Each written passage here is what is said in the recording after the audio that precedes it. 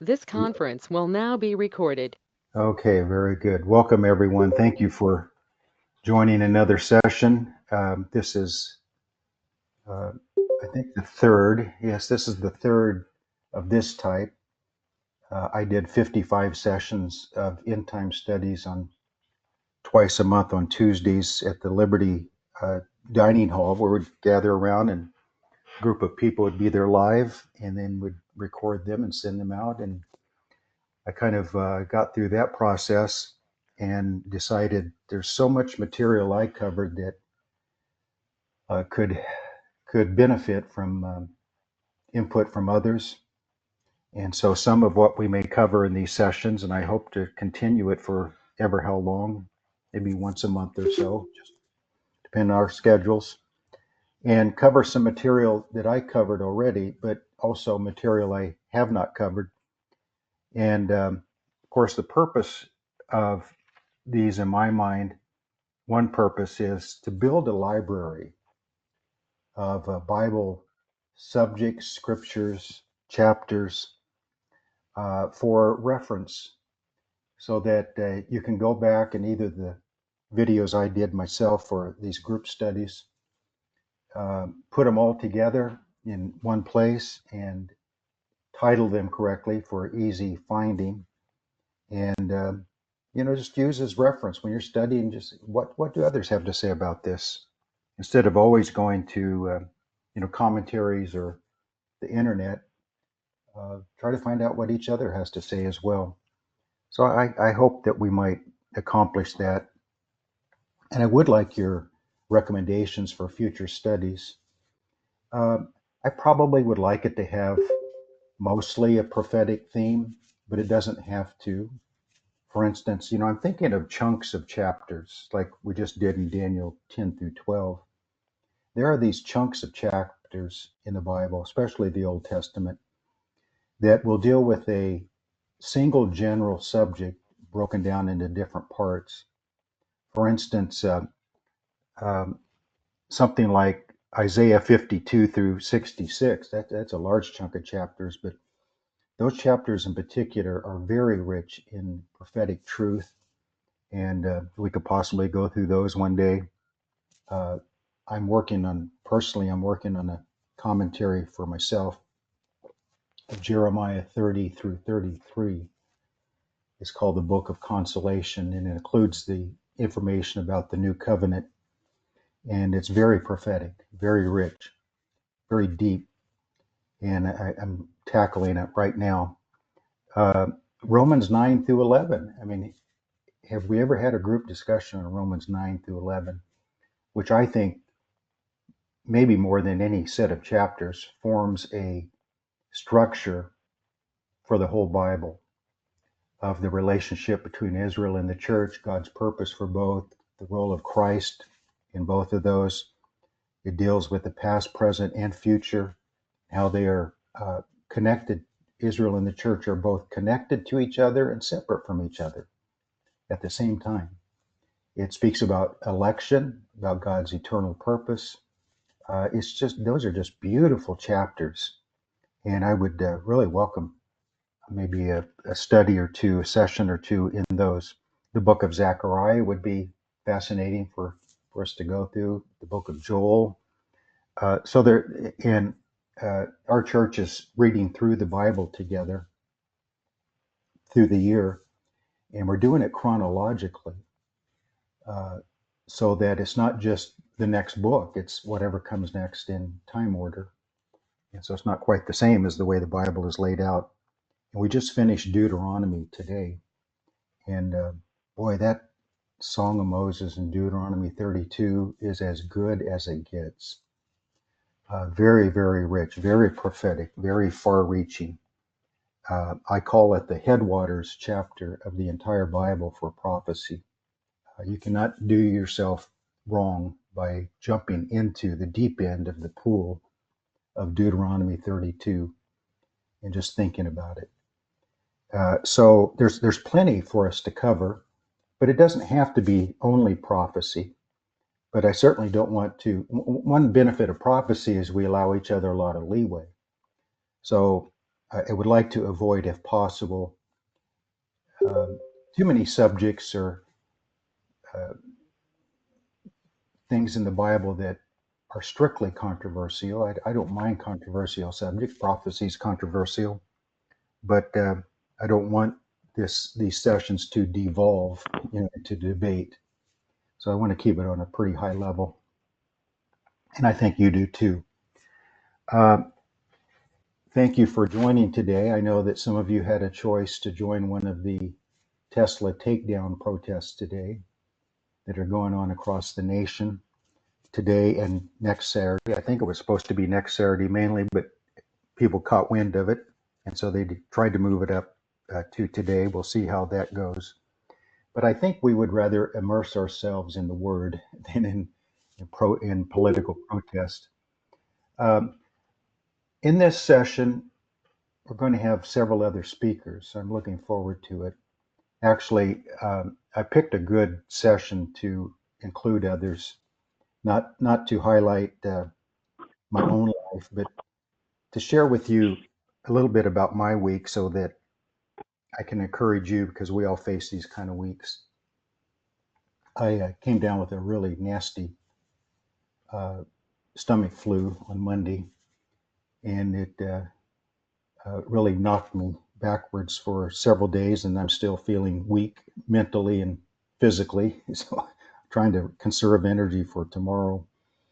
And then also, my mother, she's staying with my brother Steve and his wife Karen now. She can't be on her own, so they took her in. And she had a really bad fall the other night and fractured 5 ribs, pierced her right lung with one of the fractured ribs. She's in the hospital. They drained the fluid from that right lung yesterday and got 24 ounces of fluid out of that one lung. And it was a mixture of water, but a lot of blood mixed in too. And so, because of the loss of that much blood, they gave her a blood transfusion last evening. So she's in pretty bad shape and would ask you to pray for her. So that's taken up a lot of our week also. And the reason I bring these things up is not to highlight my life, but um, we all strive to fulfill our calling and our ministry in the midst of a lot of obstacles. Uh, Let me see. I'm going to, if you don't know how to, let me see if I can. I know where this is, but I can't remember right now to mute everyone. I hear background noise and some of your. So that little microphone down at the bottom, click on it, uh, draw a line through it. It'll draw a line through it. That means the noise of what you're doing won't come through to the rest of us. Can you all do that? Let me see if I remember how to do that. I I usually think the ones on the phones are having the problem. the ones on the phone. Well, you can mute yourself on the phone as well. Be sure and click on that microphone so background noise is not coming through to interfere with anything. But my point is that we all strive to fulfill the calling of God in our life, and yet we all face these kind of what I call oxes in the ditch. And I use that term here at Liberty, and with some of you I have, because it's a Bible term, and we all know what it means. Many oxes fall in our ditches through the week. And an ox in the ditch means something that happens unexpectedly and requires immediate attention. And so we're trying to get ready for Sunday. We're trying to do the work of a pastor. We're trying to take care of our family. We're trying to spend time in our own Bible studies and devotionals and draw close to God in our prayer life and all those beneficial things. And then these oxes fall in the ditch and call our name and take us away. And so, but the Lord knows all that, and He's merciful, and He gives us grace to fulfill our calling. So I appreciate that by the good Lord.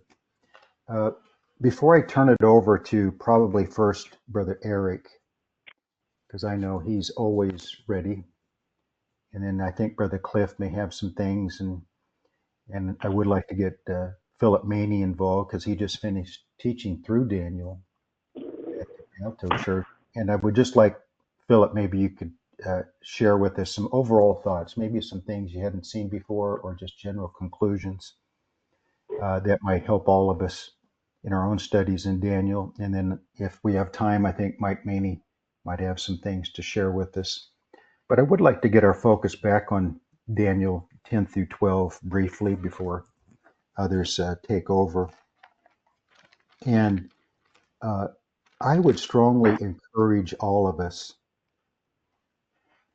to pay special attention. I know that you do, and I've studied it a lot through the years, but it's really the last maybe 5 years, the Lord has really impressed me the deeper importance of that. We call it a vision. I don't know that it's really a vision, it's a revelation of that prophecy, that 70 weeks, Daniel 9:24 through 27, and the central role that it plays in all of prophecy in the Bible. Some call it the most important prophecy in the Bible. I would certainly put it on a short list.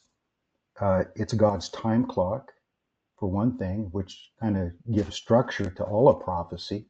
We kind of put the details of most prophecy within that structure of Daniel's 70 weeks. And the promises, the blessings, the warnings, and everything that's involved in it. And one way to look at Daniel 10 through 12 is that those three chapters are kind of simply an enlargement of Daniel 9:24 through 27. In other words, it lays out the overall outline in that revelation of the 70 weeks, and then 10 through 12 goes into the details of all that's going to happen within that time frame. And that's one really good way of looking at those last three chapters of Daniel. So I call Daniel 10 through 12 an expansion of 9:24 through 27. And I would also say 10 through 12 is an expansion of the conclusion of Daniel's prayer. I want to read 9:17 through 19, reading from the New King James Version. Now therefore, our God, hear the prayer of your servant and his supplications. Remember, this is the last little bit of time of Daniel's life. He may be about 90 years old here. He probably died very soon after this. The way Daniel 12 ends, it sounds like God is telling Daniel, your life is ending now. And it starts with these 70 weeks, and it starts with that prayer of Daniel, the first part of chapter 9. So you really need to include that prayer in your study of the 70 weeks. And he concludes his prayer, now therefore, our God, hear the prayer of your servant and his supplications, and for the Lord's sake. Isn't that an important part of our prayers? For Christ's sake, not for our sake.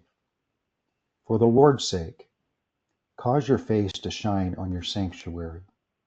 That's a good prayer to pray every Sunday at church, isn't it? Which is desolate. And there are some desolate things in our lives. O my God, incline your ear and hear, open your eyes and see our desolations and the city which is called by your name. For we do not present our supplications before you because of our righteous deeds. That's really important to include in your prayers. But because of your great mercies. O Lord, hear. O Lord, forgive. O Lord, listen and act. Do not delay for your own sake, my God, for your city and your people are called by your name. And I look at the revelation of the 70 weeks that comes right after this as God's answer to his prayer, as God granting his request, of Daniel pleading with God that I'm grasping some of it, but all he had other than God's revelation was the writings of Jeremiah, which are very important. And they let Daniel know that the 70 weeks, the 70 years are up. And it's time for us to go back and rebuild the temple and the city. But how and when and why and who and all the details are yet to be worked out. And so God begins revealing with the 70 weeks revelation, the timing of it, the start of it, the conclusion of parts of it at a time, and the full conclusion of it of what we call the return of Christ. And it's all packed in to that revelation. Another way to look at, especially verses 9, 24, we read those, however you divide the parts of 924, either into 6 or 7 parts, depending on how you break it down. One way to look at that, and this took me a lot of years to really see this, but the more I understood the relationship between Jeremiah and Daniel, and that Daniel in his high position, we know that Jeremiah wrote letters to the captives. You almost have to read between the lines to also conclude Daniel in his high position was sending and receiving correspondence from all over the empire all the time, both Babylonian Empire and the Medo-Persian Empire.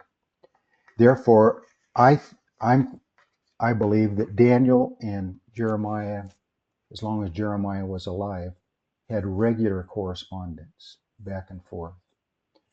Because Daniel looked at Jeremiah as his mentor, his early teacher before he went into captivity. And Jeremiah remained a huge influence on Daniel. And of course, Daniel was therefore a major influence on Zerubbabel and Mordecai.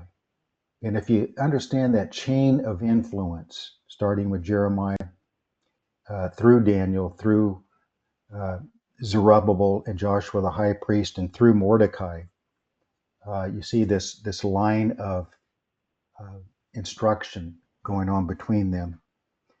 And the reason I bring that up is that 924 is Daniel's rephrasing or summary of Jeremiah's New Covenant passage in 31 through 34.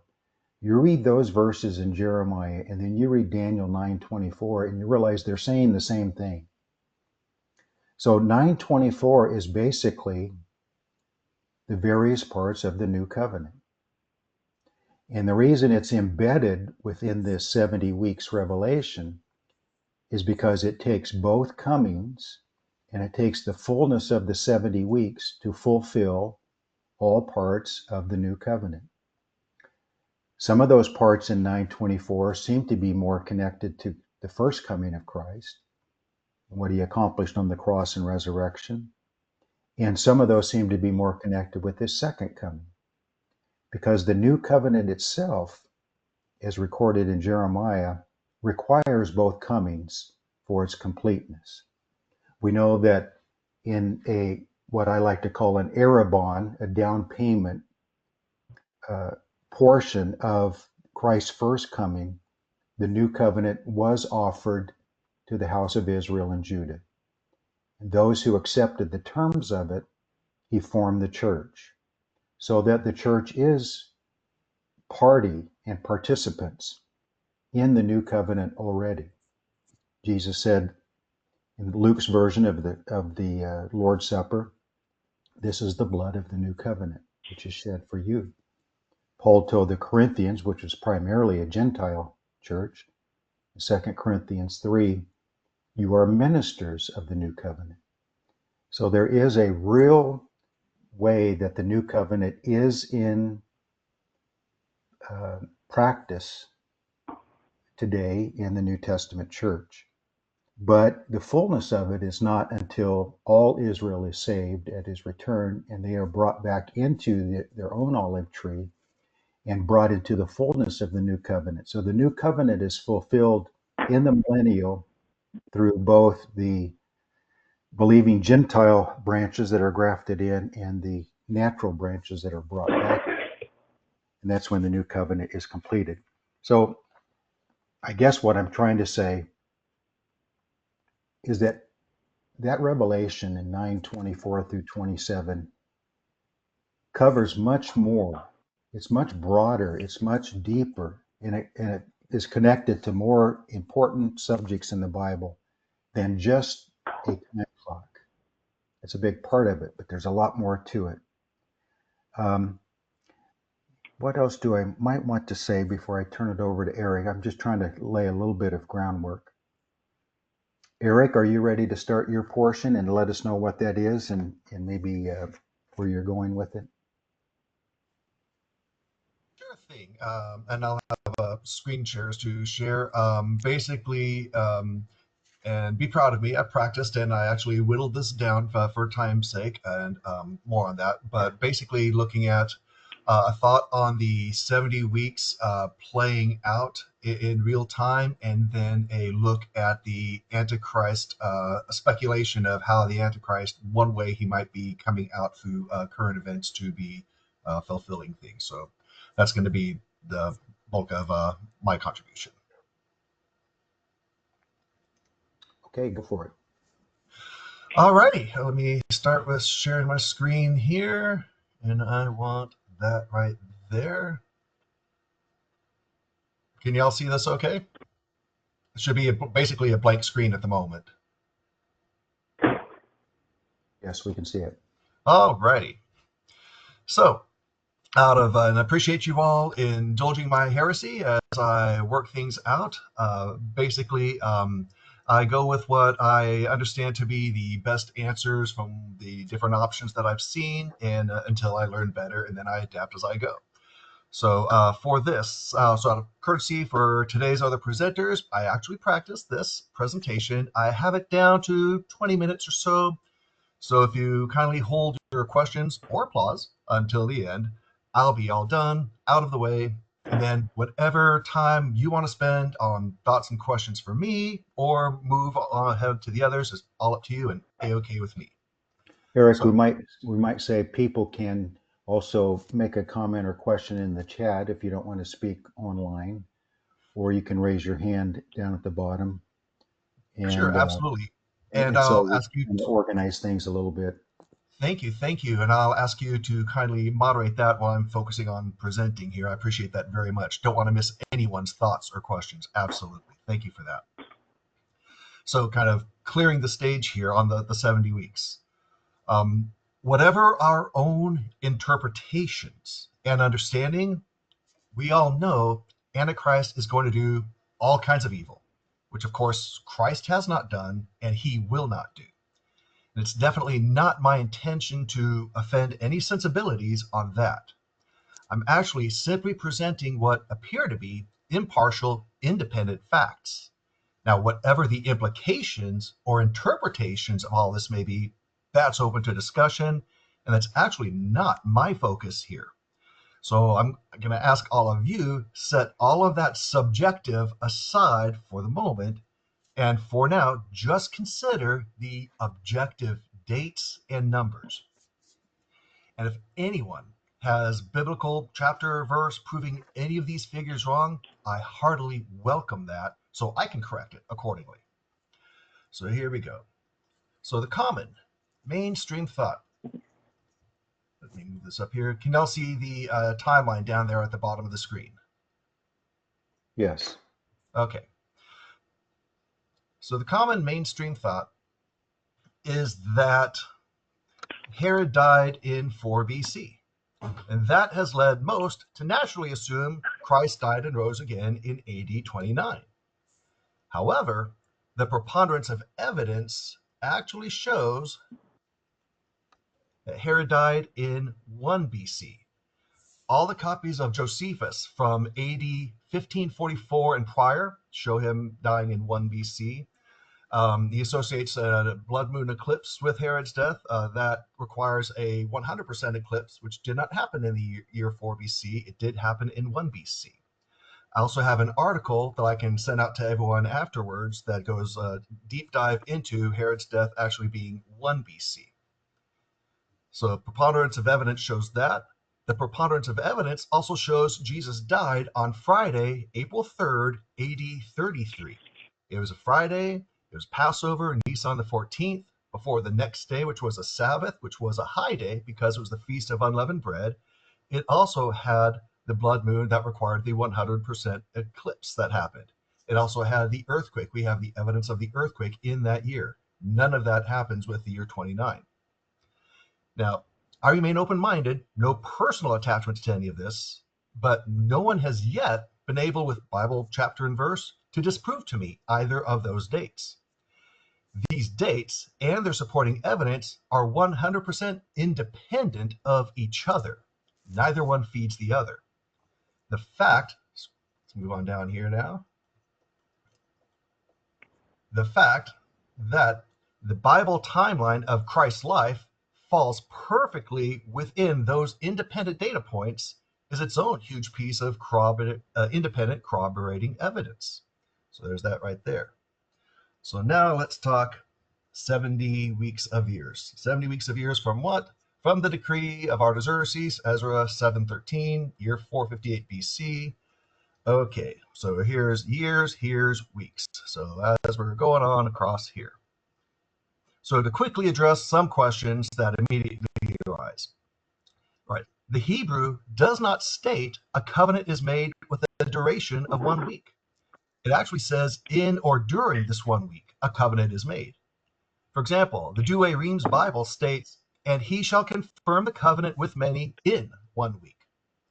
So within the 70th week, fast forward over here, there we go, ta-da. So within the 70th week, Jesus made a covenant with many. He said, this is my blood of the covenant shed for many. Now, a lot of folks would say that Christ's death and resurrection in AD 29 can't be the middle of the 70th week because nothing major happens 3.5 years later at the end of the week. I agree with that 100%, but I agree with that because Jesus died in AD 33. So that's not what happened in the middle of the week in AD 29. What happened there, per John 1, verse 29, John the Baptist, in priestly authority, declared Christ to be the Lamb that takes away sin, thereby nullifying sacrifices. This was in AD 29, the middle of the week, the second half being Christ's 3.5-year ministry until AD 33, when he died and rose again at the end of the 70th week. The supposed future first half of the week is nowhere in Revelation, nor is there any mention of those 3.5 years before the tribulation. A quote from Brother Worski's book on Revelation. On page 64, he says, the last week, treaty with Israel, there's no verse in Revelation that confirms this. Now, because we clearly see Antichrist activity described that sure sounds like the 70th week stuff, we've assumed the running stopwatch countdown must have hit a pause, that it's still under right now. But no one has yet been able to show me anywhere in the text of Daniel 9 that absolutely declares such a pause. It says Messiah gets cut off. It doesn't say the countdown clock does. Now, it could be the case, but a strict reading of Daniel 9 doesn't require it. Jesus, dying and resurrecting in the 490th year at the end of the 70th week, since the decree of Artaxerxes, does not take one iota away from everything we all believe about the Antichrist. In fact, if we think back to Ezekiel and Isaiah, Ezekiel 28 or Isaiah 14, I sometimes get the numbers mixed up, where it starts talking about one person, but then it's obviously expanded to talk about Satan. So to Daniel, we could certainly see it having implications, some that might relate to Antiochus, but then going on to the Antichrist. So clearly it expands from there. So none of this about the timing with Jesus here, none of this takes away from all that we understand about the Antichrist. In fact, it actually adds to Antichrist's motive to desecrate Christ's original 70th week. I'm not stopping anyone from calling the end times week the 70th week. I'll probably still end up doing that myself. But everything we all agree on about the Antichrist doesn't change the simple math that Christ's ministry happened in the 70th week since the decree. The fact that the 490 years fit perfectly within the Bible time span of Christ's life, which falls perfectly within those two independent data points of the death of Herod and the death and resurrection of Christ, That's another huge piece of independent corroborating evidence. Now, we can feel free to chalk all this up to mere coincidence if that's anyone's comfort, but the simple math is the simple math. And really, that's my only point here. Again, the implications of all this are a separate topic. The subject at hand is only the simple math. And if anyone can disprove that simple math with Bible chapter and verse, again, I welcome it. I will happily adjust for it accordingly. So far, no one has, and that's my only point with that. So now I'll segue to the Antichrist stuff. So I'll stop that share. And now I want to share my other screen. So I'll go to share again. And now we'll go to this. Okay, go to that. Can everyone see Google Earth? Yes. All righty. So now to go to some fun speculation. So the Antichrist, last of the anti-Semites, one of the first were Esau's descendants. I don't see her here. Esau's descendants, the Amalekites. The Amalekites got around. They became the early Hyksos foreign leaders of Egypt after its 13th dynasty collapse, thanks to the Exodus events. Amalekites are one of 10 mentioned in Psalm 83 in some of Brother Howard's supporting documents that he's had prior. We know the Antichrist rises as one from 10, so hey, 10% chance he's an Amalekite. The Amalekites only arrived in Egypt after they had spread to Rephidim, where they fought Israel. So here they are in Rephidim. A chance to go from there, Rock and Horeb, and all that. So Rephidim, like Mount Sinai, just over, which is in the Jabal Azur, Rephidim, like Mount Sinai, is in Saudi Arabia. So Antichrist, Amalekite, Saudi Arabia. By the way, the DNA of modern Palestinians shows Saudi Arabia origin. Think the birth and spread of Islam. So modern Palestinians and ancient Amalekites both hail from Saudi Arabia. I think of Revelation as a sequel to Exodus, and like all sequels, on a bigger and grander scale than the original. Revelation is an incredibly Jewish book, far more Old Testament references than New. The Gospels and the Epistles in between are like the gateway to all of that. It took Jesus' first coming to launch everything, the Lamb worthy to open the scrolls that bring all this stuff out. So, okay, so Antichrist, Amalekite, Saudi Arabia, right? Both Osama bin Laden and his son Hamza were born in Saudi Arabia, which later revoked Hamza's citizenship. Could the bin Ladens have Amalekite blood? The Amalekites made it at least as far as Iran by the time of Esther. Thank you for referencing Mordecai. Of course, Haman, Susa in Persia, which also claims to have the tomb of Daniel, the man of the hour. So by the time of Esther, the Amalekites had made it into Iran. Well, as far as these traveling folks, Amalekites go, so here's Iran. Well, just next door on the right is Syria, relocates to Afghanistan to foster and support the eventual king of the north. Remember Netanyahu's black map that was referenced earlier. As mentioned, his black missed Turkey, but it also missed Afghanistan, home of Al-Qaeda, the base. Now, not many have heard of Hamza, Osama's son number 15 out of 20. Hamza rises from obscurity.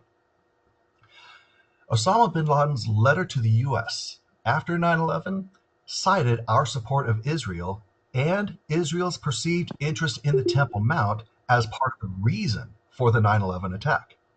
His letter about 9/11 got renewed interest after October 7th, 2023. On September 14th, 2019, the first Trump administration announced Hamza had been killed in a drone strike sometime in the 2 years prior. He's actually today the current head of Al-Qaeda and is married into Taliban elite. So As will later happen with Antichrist, Hamza was dead, but has recovered quite well. So has Al-Qaeda, the base. Like Satan, they do their best work when people no longer believe in them. Unfortunately, them being alive and well just doesn't fit some people's narrative, agenda, or tunnel vision. So they get away with it. One of the many enemies released from U.S. custody is today the current head of Taliban intelligence, Abdul Haq Wasiq. Biden's ambassador to Afghanistan, Karen Decker, is extremely pro-Taliban. Trump kept her on. Our official source of U.S. intelligence on Afghanistan is the Taliban. Now, the Israel attack was intended for years earlier, but momentum was set back by successful drone strikes in Trump's first term. The fall of Afghanistan to the Taliban in 2021 enabled the Israel attack in 2023, now falling on the Yom Kippur War Jubilee. Was a spiritual hand at work behind the scenes orchestrating the delayed timing in order to be a spiritual sign. FYI, Russia on Israel for earlier as a distraction from Ukraine. They knew.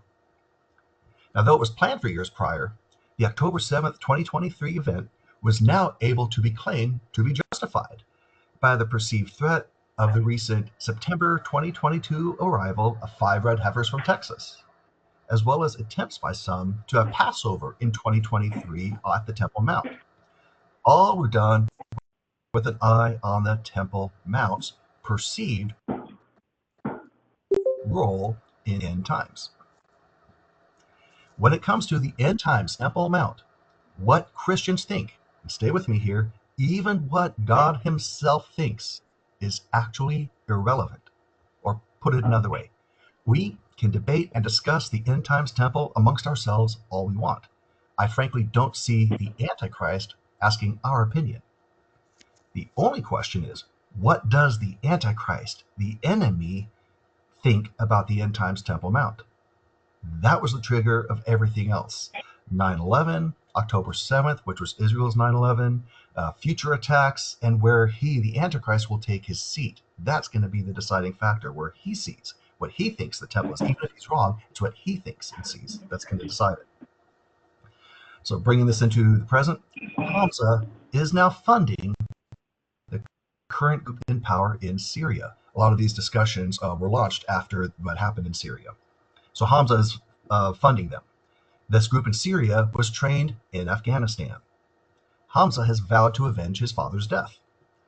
Under the banner of the Islamic army of Imam Mahdi, their end-time Messiah, there are around 120,000 fighters, which is 40 times the almost 3,000 used on October 7th. A sea of people, a flood to devour in the desert. A beast? The October 7 invasion was called Operation Tufan. Tufan is Arabic for flood, matching the Greek Potoman from Revelation 12. Al-Qaeda has successfully banded together many former rivals. Under Taliban protection, Al-Qaeda has scientists from Russia, China, Iran, Pakistan, and North Korea all working side by side in Afghanistan. Revelation 17:17. For God has put it in their hearts to execute his purpose by having a common purpose, and by giving their kingdom to the beast until the words of God will be fulfilled. Is there a potential connection with allegiance to Al-Qaeda, the base, and to this beast? By the way, Benghazi was Al-Qaeda. Afghanistan fell in August of 2021.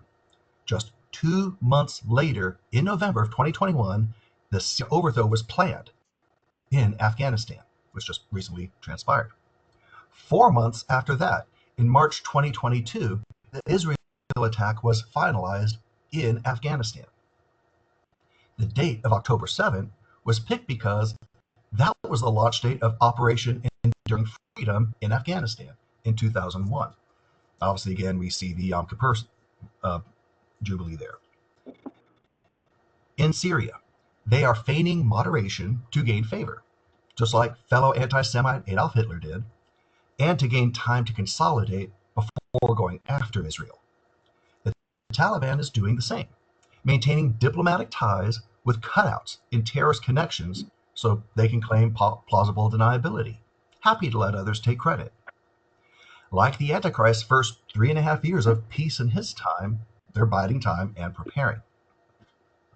As we know, Erdogan in Turkey, supporting these new powers in Syria, wants to revive the Ottoman Empire, which held the Promised Land from 1517 to 1917.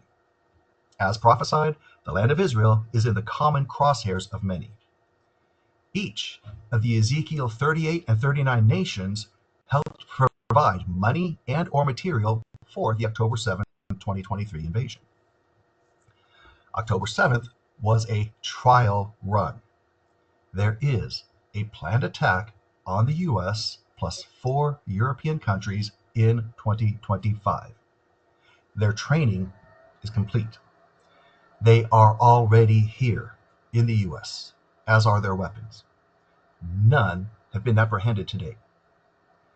We currently have over 1,000 Taliban deep cover operatives among us, plus likely the same amount from Al-Qaeda. This coming attack is greatly enabled by both the Afghanistan withdrawal and the prior open border policies. Think of this. If it was spiritually necessary for these events to unfold, we would have needed leadership in place that would have allowed both. Was a spiritual hand at work again, even in the 2020 election? So this pending 2025 event likely too far set in motion to be stopped at this point. Likely targets include Tel Aviv, Paris, London, Los Angeles, Chicago, Miami, Minneapolis, St. Paul. Half of America's Somalian Muslim population is there. Somalia is the next target for jihadi takeover. So independent splinter group cells of 5 to 7 each will be given the simultaneous command to attack in all these cities at once. Targets will be high-density sites like mass transit, airports, train bus stations, hotels, venues, as well as first responder stations in order to hinder rescue efforts. Many attackers will even be disguised as first responders. They'll seek to establish long-term autonomous zones to wear us down. The casualties on 9/11 were almost 3,000. Casualty estimates for the 2025 event are 10 times that, in the 30 to 40,000s. Goals include inciting others to join in the anarchy, furthering the wedge between people and government. On one hand, blaming the attack on a government that's decentralizing. On the other hand, seeing a revival of COVID-type government overreach in a knee-jerk response. Like 9/11, it will also trigger a major crash of the already fragile economy. Defense Secretary Hegseth has been briefed on all this since taking office, as has Florida Governor DeSantis. Now, could this 2025 event be the trigger for the End Times Peace Treaty, launching the 7-year countdown? Can you all see this screen okay? Yes. I'm good there. In 2029, the church will be 2,000 years old for those who are fans of looking at things in 1,000-year blocks. So the church will be 2,000 years old in 2029. Could the Matthew 24 budding of the fig tree be the rebirth of Israel? Psalm 90, verse 10. As for the days of our life, they contain 70 years, or if due to strength, 80 years. By 2029, the generation born when Israel was reborn will all have turned 80. My dad, born in 1948, will be 80 when 2029 starts.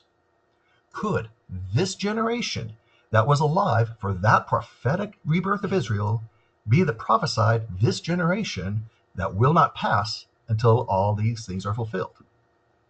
If 2029 were to be the midweek Great Tribulation kickoff, what's 3.5 years prior to that, which would be the launch of the whole 7 years? 2029 minus 3.5 years is mid-2025. Maybe just enough time to build a temple. 2029 is also a Sabbath year. Now, apart from the items that are confirmed human intelligence on the ground, The whole spiritual interpretation presented here is only speculation. Could all amount to nothing, with nothing coming of it. So, final thoughts. While I was getting excited putting all together and seeing the possible Amalekite connection, I came across this.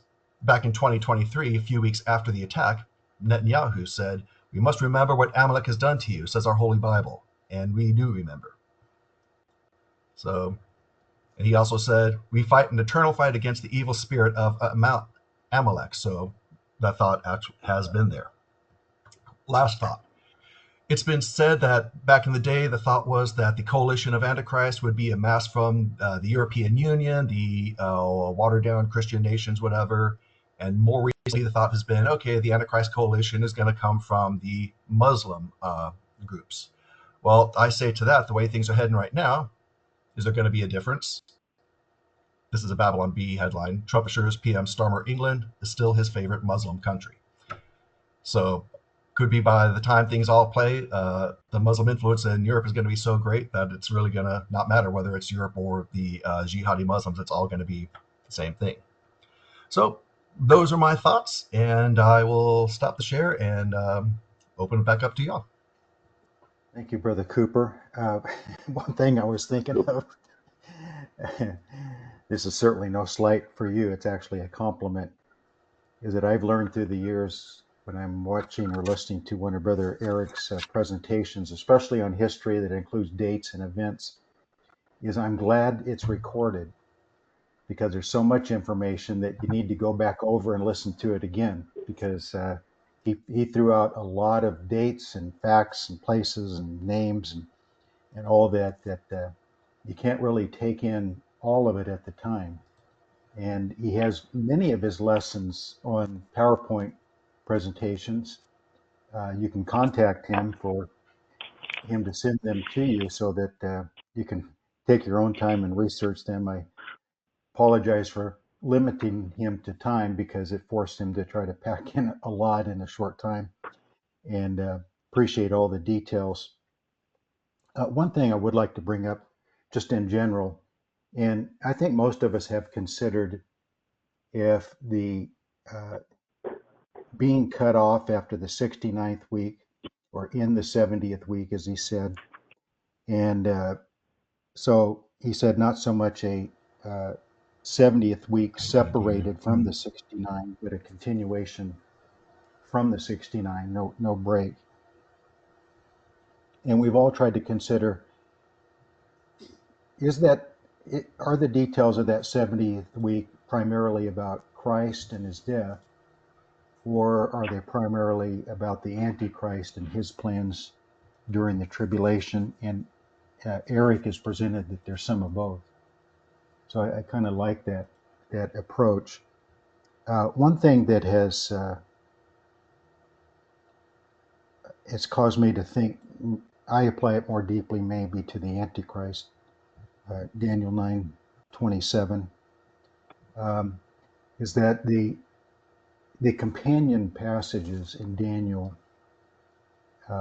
which would be 11:31 and 12:11, and even in chapter 8, 11 through 13, all the companion passages connected to 9:27, 9:26 and 27, combine the ending of the sacrifices and the abomination of desolation to be two events that are tied together and by the same person. And especially in 11:31 and 12:11, they seem to be clearly connected to an evil prince, not the Messiah prince. And I know Eric has thought these things through, but the ending of the daily sacrifices in 11:31 and 12:11 are always combined with the abomination of desolation and done by someone not good but evil. And how have you reconciled that, Eric?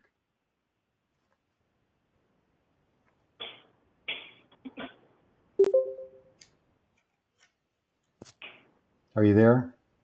Okay, yeah, sorry, I lost my audio as soon as I lost my speaker as soon as I Oh, okay. participation. So So I the had emphasis to me on those verses seems to be more of an evil prince, not a good prince. How do you reconcile it still being Christ in the cross? For me, I reconcile it in the fact, again, I think what it is, it's referring to what the Antichrist is going to do in reaction and response to what Christ did.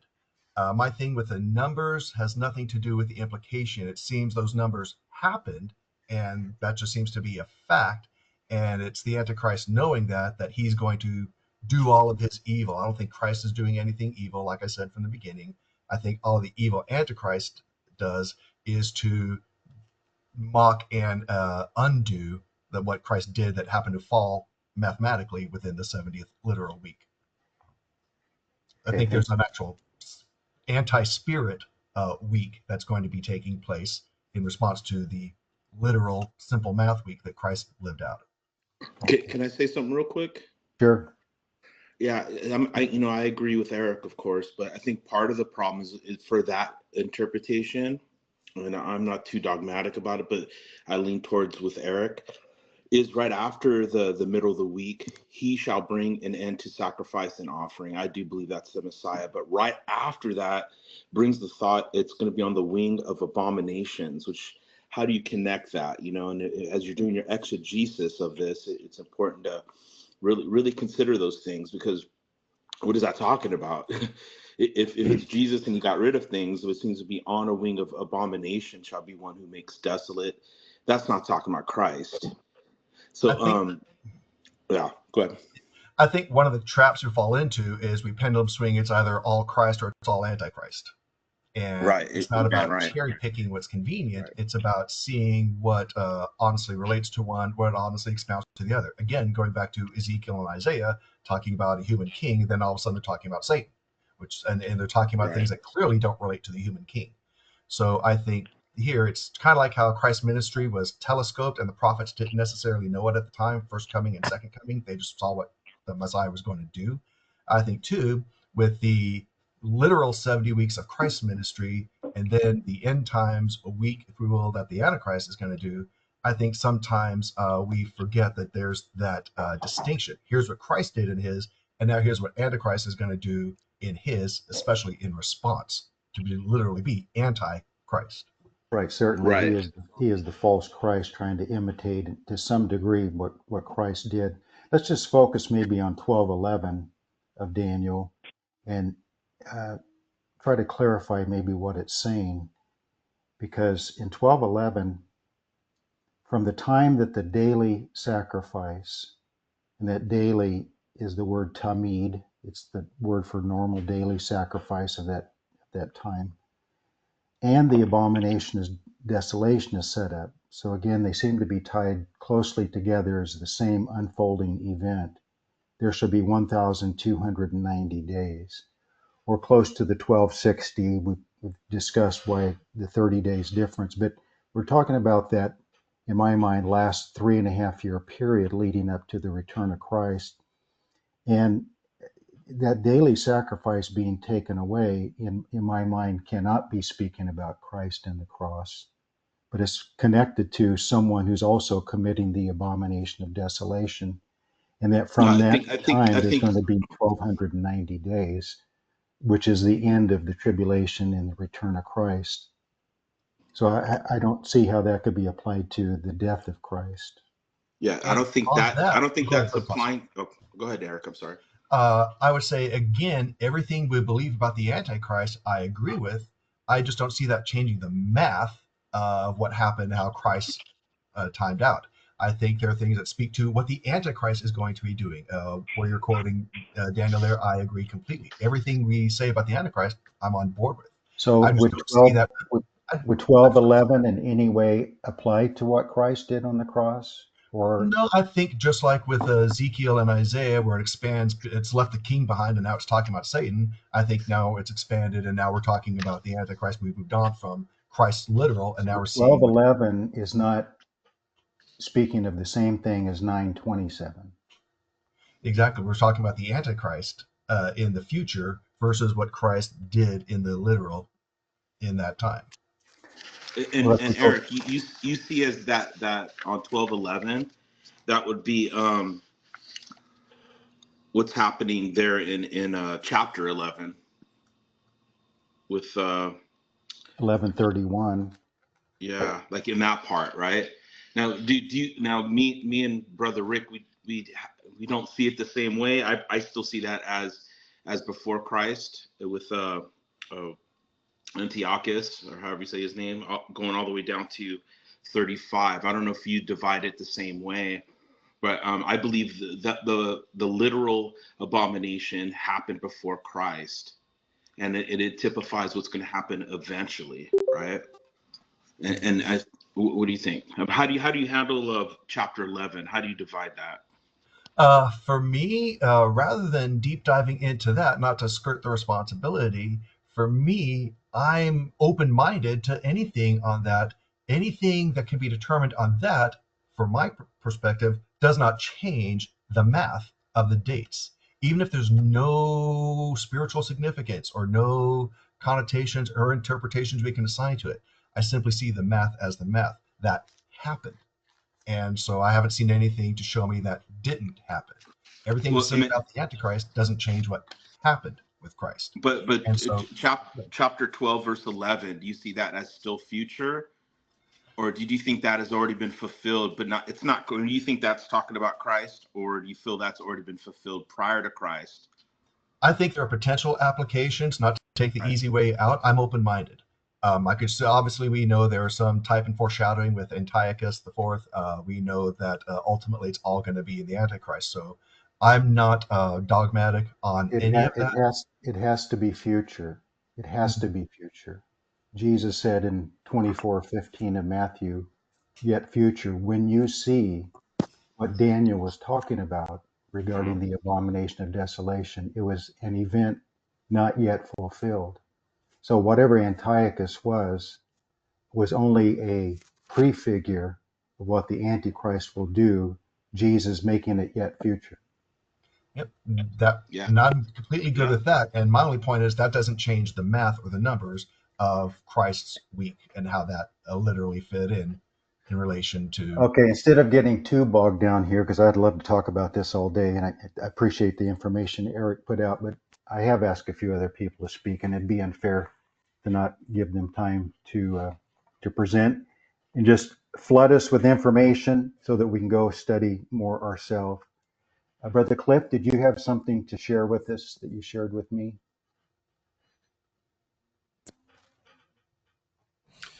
Yes, good morning, everyone. Certainly. Eric, hopefully you'll send that timeline out. I did my best to try to follow the math. I don't necessarily have an issue with the math itself. I've done that math myself. So love to see how your math worked out to 490. So hopefully you'll send that timeline out. And so I guess for me this morning, my presentation to the group to add to Daniel chapters 10 through 12 had to do with the figure Michael. I don't know that I have all the same level of detail that Eric has presented, so I apologize for my unpreparedness in comparison. But Michael comes to our attention certainly in Daniel 10 through 12 in having a little bit of understanding of Michael's role in the end time events is definitely a necessity in understanding the events of Daniel 10 through 12. Michael, most of us, Michael begins in our view in Revelations, and we work our way backwards. In the book of Revelations, we find Michael as this kind of a general commander persona with a large army that goes to war. We find him in Jude as a heroic soldier of some kind, where he's fighting against the devil for the body of Moses. We also see him playing a heroic role of assistance in Daniel chapter 10, where he gets the messenger unto Daniel. But here in Daniel chapter 12 is where that role kind of becomes a necessity. And we find here in Daniel chapter 12 verse number 1 as Michael takes the stage and we see the spotlight is upon him.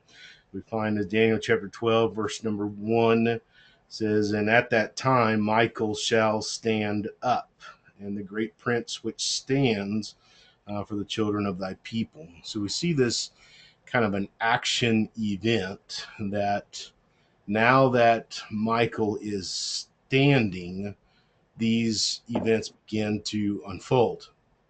And so, understanding Michael in that role really puts in perspective how we understand the next several verses as Michael begins to take the stage and begins to take action. What drew my attention is this kind of triggering event, a cause and effect perspective, because Michael as the cause or Michael as the triggering event, Michael stands up. We find in the next two verses two things that takes place. The author writes about the existing time of trouble that is existing, that when Michael stands up, continuing there in verse number 1, that the people shall be delivered, that troublesome time comes to an end. In verse number 2, we find that with the troublesome time coming to an end, verse number 2, we see that those who were dead are resurrected, some to the resurrection of life, some to the resurrection of shame. And so we see that this resurrection event is accounted for. Both of those events are events that we typically associate with Jesus the Christ, the Messiah, that the troublesome times, the Antichrist, as he's taken full effect in chapter 11, bringing about a troublesome time that has not been seen before, and that troublesome time comes to an end with the arrival of the Christ. We see the resurrection comes to play with the arrival of the Christ. So in Daniel chapter 12, verse 1, placing the emphasis on Michael standing up as being the triggering event of the end of the troublesome time, the triggering event for the resurrection event, really puts a pause for me as a student of the Bible, still trying to learn what is Michael's role in all of this. And so I really began to do a rather deep dive in regards to Michael the person. And some things that I discovered that has make me come to understand that this is not a angelic persona, as we have come to awareness or believe, but that it is a prophetic writing concerning the Christ. And so, a couple of things for your awareness, for your study of your own, to take a look at and dig into that a little bit deeper. One is to take a look at the name itself. Most of the Hebrew names of the Old Testament are made up of two Hebrew root words. Many examples of this: Isaiah, Yeshua, Israel. These are two Hebrew root words that form a proper name in the Hebrew language. But we also see that when names are in a sentence, or when names are speaking out a sentence, they are used in a prophetic sense. Isaiah uses this when he calls his son, a rather long Hebrew phrase, Mahar Shah Allah Hasbaz, as being a prophetic phrase referring to a time of a prophetic time that Isaiah was speaking to. Hosea does a similar example when he names his three children in his prophetic writing. So when we break down the name Michael, we find that it is not two Hebrew root words common to a Hebrew name. We actually find a conjunction that is in the middle of that name.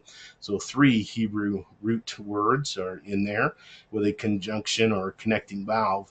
And so that would be this bear out this phrase, who is like God, or who is that God, or who becomes God, or who is the God. And so any of these phrases could apply to that. And so we see that that phrase would definitely refer to the embodiment of the Christ, the Messiah, the Son of God himself.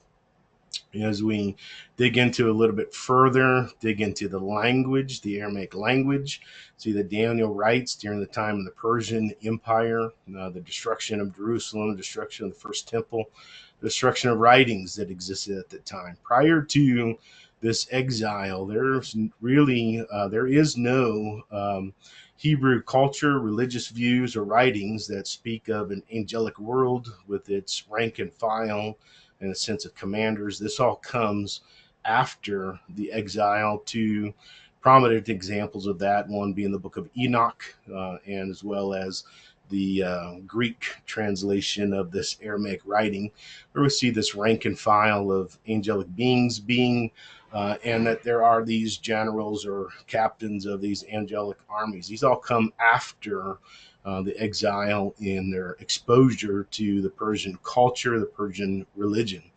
The Persian religion at the time, Zoroastrian, is a religion that still is evident today. There are places in the Oriental that still practice the Zoroastrian religion, and their view of the end times events is the ultimate good versus the ultimate evil, the God versus the devil, the angels of good versus the angels of the devil. This is all pagan Zoroastrian influence that captivated the minds of the Hebrews as well as the early church. And we see those evidence in historical writings over the years. And so, but prior to this, we don't find that level of language. But in the Second Jewish Temple, we see that the Hebrews come up with a parallel to the Zoroastrian rank of angel beings that existed. I'll spare you some of that information. What we do see in the Bible concerning the angels of the devil or the messengers of the devil is complete compliance unto the Messiah. Particularly, the example is Jesus and the legion of devils that possessed a man. There is a conversation between Jesus and those devils. Are you here to torment us now before it is time? And there is complete compliance as Jesus commands, and they leave. And so this definitely contradicts this idea that we will have an angelic battle or demons that will resist the compliance unto the Christ, unto God. So what we see in this delving of the language, the book of Daniel was originally written in Aramaic, and that it was translated into several languages. It was translated into the Hebrew. It was translated into the Greek.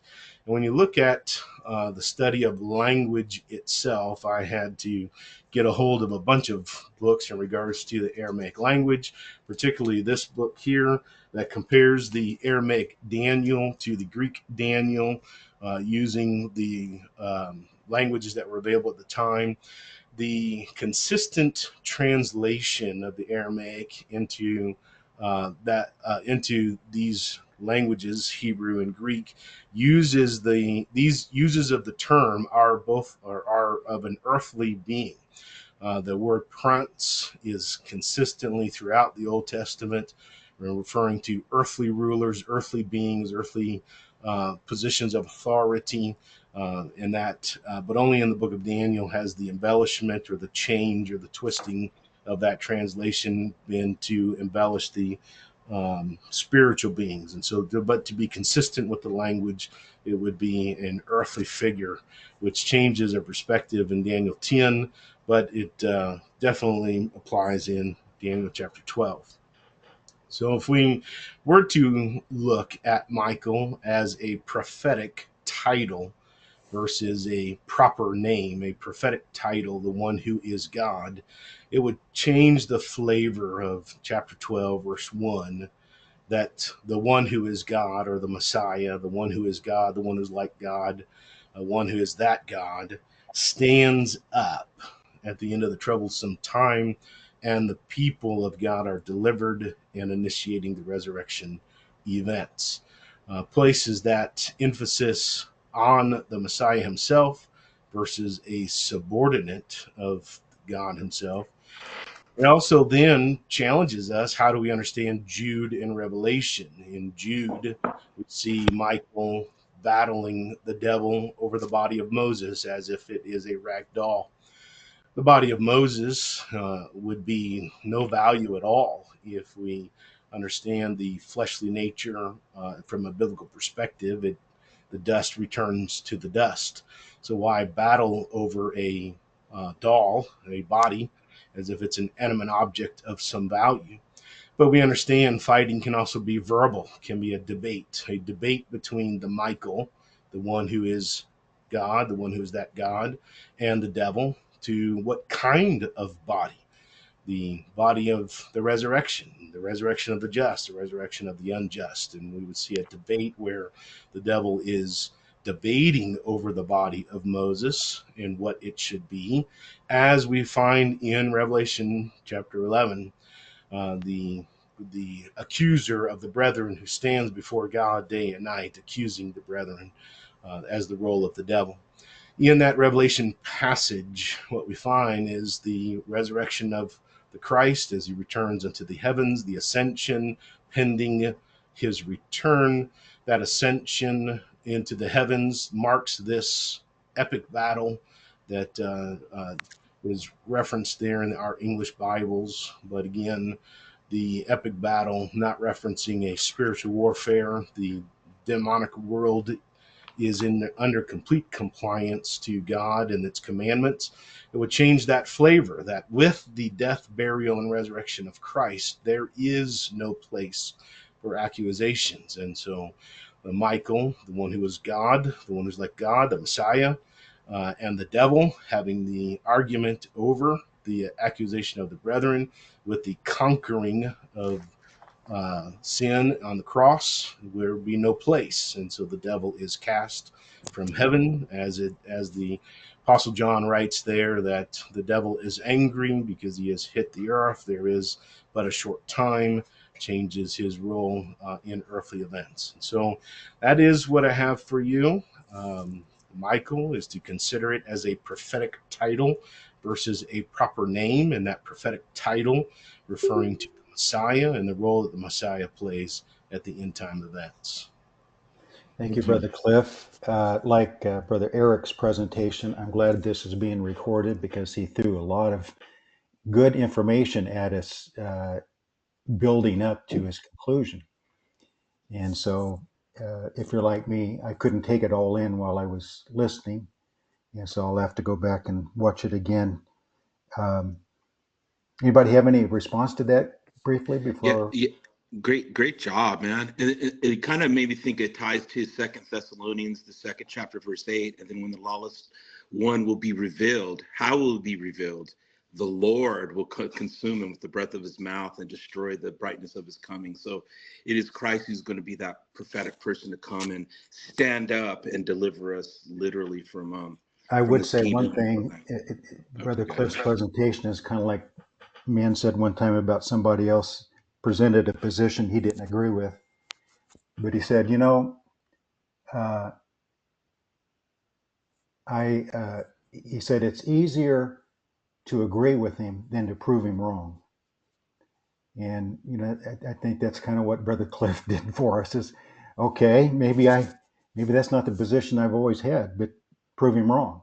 I would have one question maybe for you, Brother Cliff, because I know someone will come up with this later if they haven't thought about it now, is if you're not making Michael one of the archangels, how do you explain 10:13 of Daniel, where it says, I'll read it real quick. But the prince of the kingdom of Persia withstood me 21 days, and behold, Michael, one of the chief princes, came to help me. So, I mean, most would probably say that makes him something less than God. He's one of the chief princes, maybe one of the archangels. I'm sure you've thought about this. What would you do with that?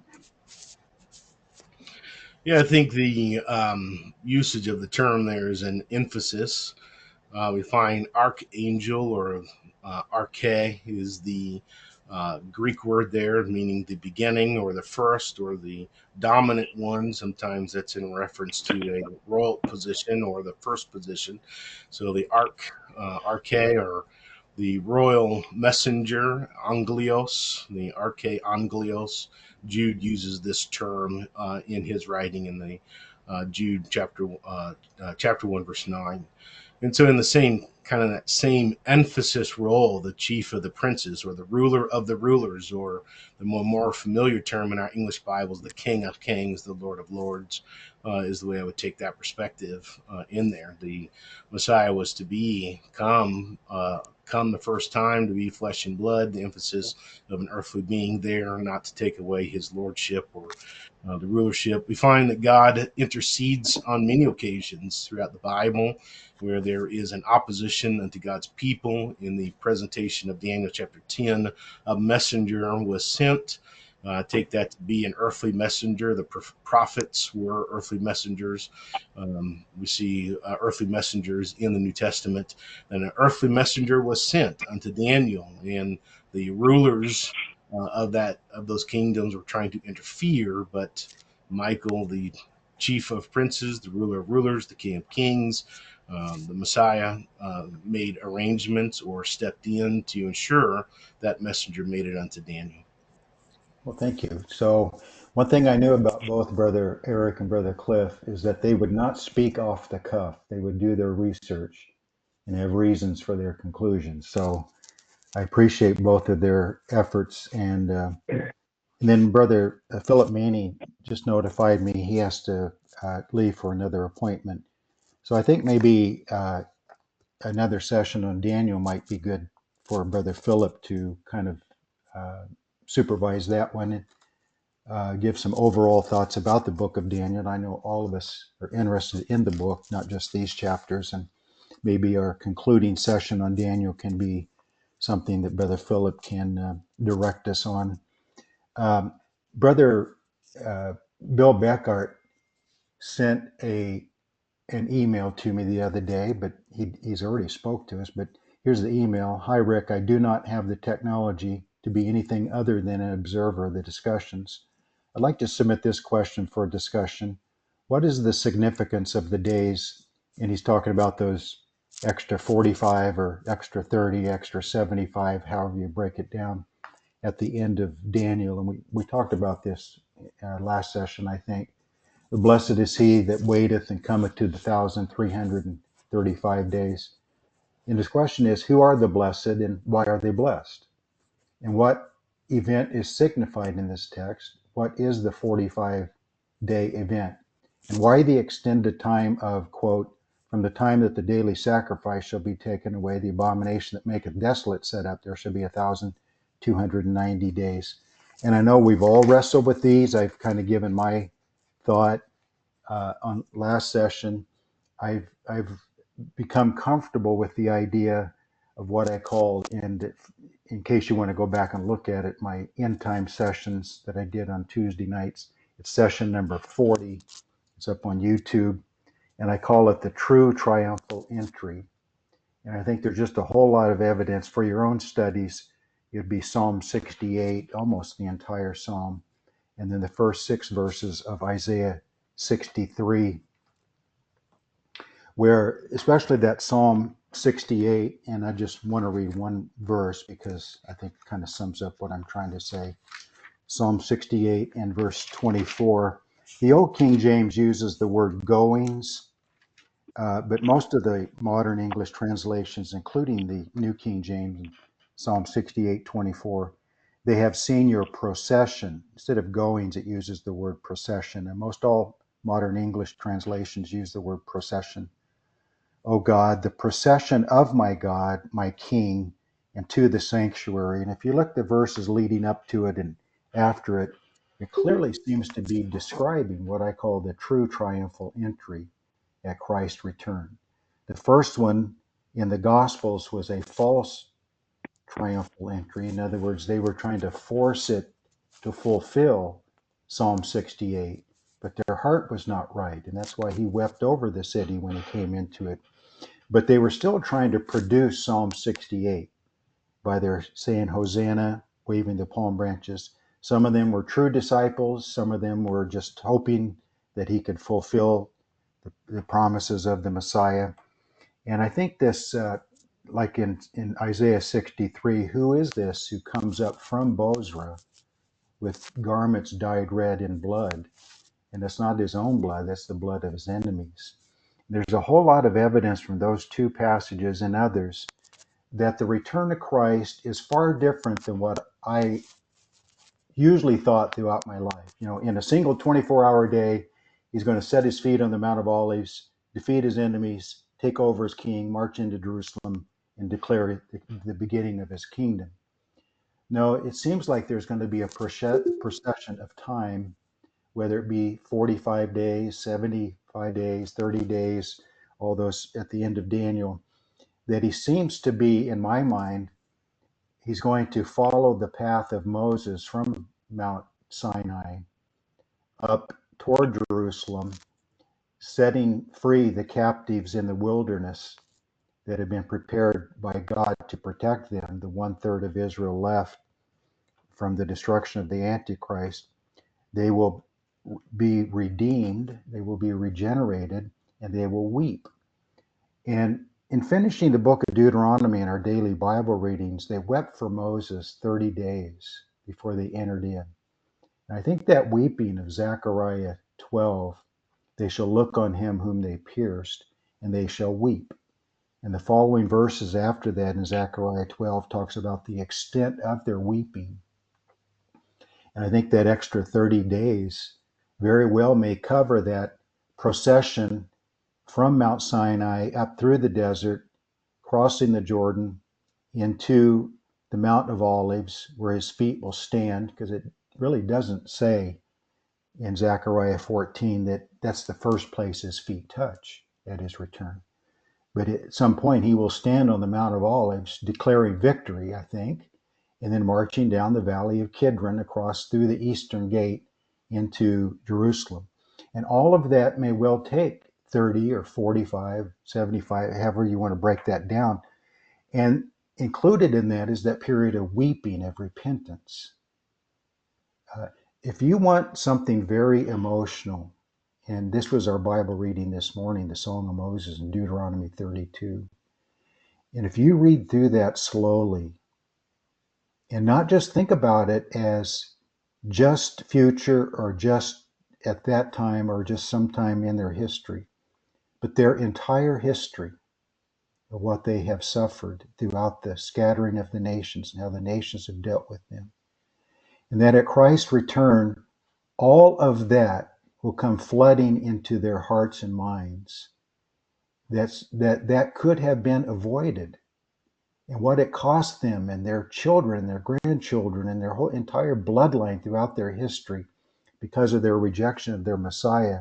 And all of that will tear their hearts apart, and they will weep in deep repentance, even more than any of us did at our salvation, because full understanding of what it cost them shall come to their minds and hearts, and they will be broken completely. Deuteronomy 32:36 says, when the power of my holy people, when their power is gone. In Daniel 12:7, when the power of the holy people has been completely shattered, then that will be their regeneration. And so my point is simply this. I've come to the conclusion that the return of Christ and his final entrance into Jerusalem as king will be a period of time, not a single day. And I think that answers the question of blessed is the one who comes to the end of that.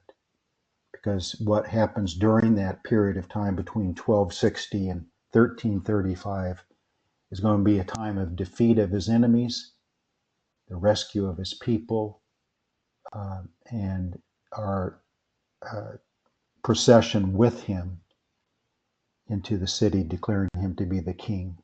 So anyway, that's kind of my answer on all that. It is interesting that just as a reference, when Elijah had to flee from Ahab and Jezebel, and he was fed for his journey down to Mount Sinai, that journey was 40 days. So, that kind of covers in general the same time period, showing us about how long it might take to travel from Mount Sinai up to Canaan land. So, anybody have any thoughts on that?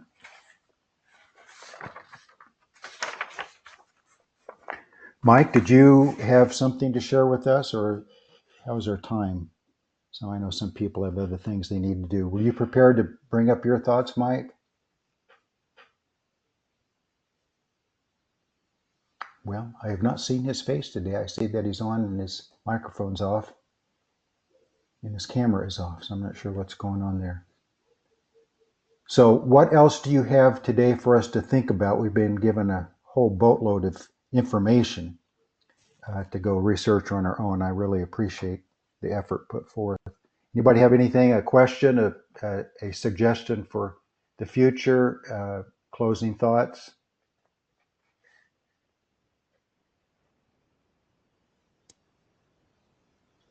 Okay, we're slowly building a library of information as reference. Let me see. Brother Mike put up there's some chats. Let me see what those about. Steve Waters said, thank you, Rick, Eric, and Cliff. Lots of good stuff to digest. He has to leave. Tasso has to leave. Mike Meany, I can watch but cannot enter the meeting. A technical glitch.